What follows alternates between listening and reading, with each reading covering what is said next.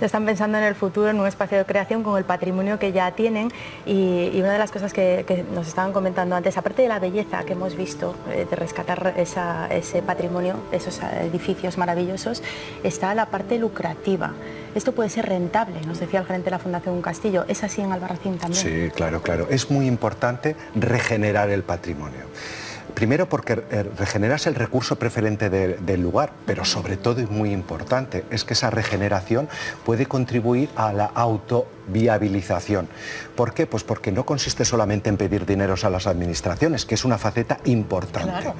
También las empresas pueden contribuir con las fundaciones por ser entidades sin ánimo de lucro y luego muy importante la autofinanciación, las visitas, los museos, la entrada a la catedral, la entrada al castillo, todo eso contribuye a hacer más viable un proyecto empresarial llamado fundación. Bueno, mientras te seguimos preguntando, Antonio, ¿cuál fue la primera obra que restaurasteis? Que tenemos imágenes además, el Palacio. Bueno, ya hace muchos años, vamos a cumplir casi 25 años. La primera obra fue nada menos que el antiguo Palacio Episcopal. 3.000 metros de ruina en el centro de la ciudad, que por cierto inauguró la reina Sofía en el año 95 y que nos dieron el premio Europa Nostra en el año 96. Y empezamos muy fuerte con unos programas de escuela-taller de esa generación, que eran muy buenas, eran escuelas que tenían recursos y con las que se podía trabajar mucho en oficios tradicionales, recuperando el patrimonio y recuperando la sociedad, porque al fin y al cabo lo que hacías era frenar la inmigración que tanto nos preocupa ahora, pero hace 20 años. Pero Antonio, para que toda esta rueda gire,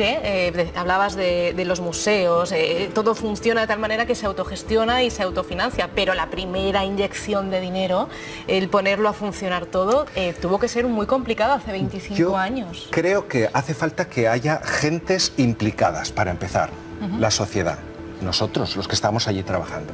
Pero además de eso hace falta que los entes públicos se lo crean.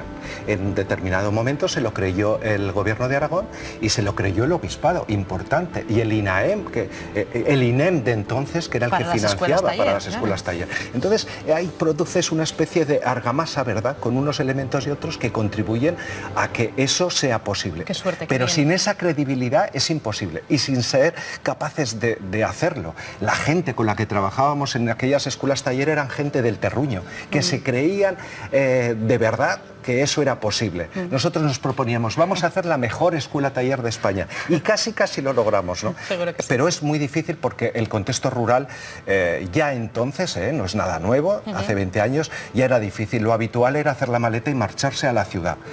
Hoy hay más visos, pero entonces no. Entonces era, si tú quieres progresar hay que marcharse a la ciudad porque aquí no hay nada que hacer. Y claro, romper la sinergia habitual hace 25 años, y contamos las escuelas taller 30 años, era algo muy costoso por lo que luchábamos como escuelas taller.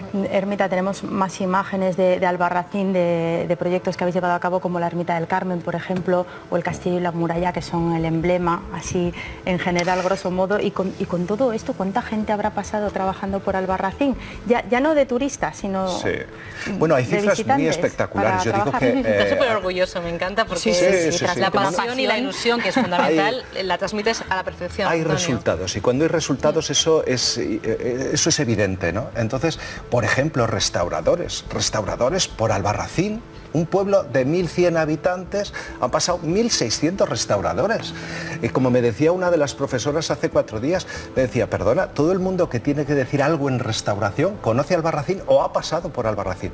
Habéis hecho una universidad temporal de restauración. Qué bonito. Pero en actividades culturales, en esa activación, estamos hablando de 5.000 personas. 5.000 personas en actividades, cursos, seminarios, exposiciones, conciertos. En un pueblo de 1.100 habitantes allá en Teruel, pues la verdad es que yo creo que sí que es muy meritorio. Y hay que decirlo.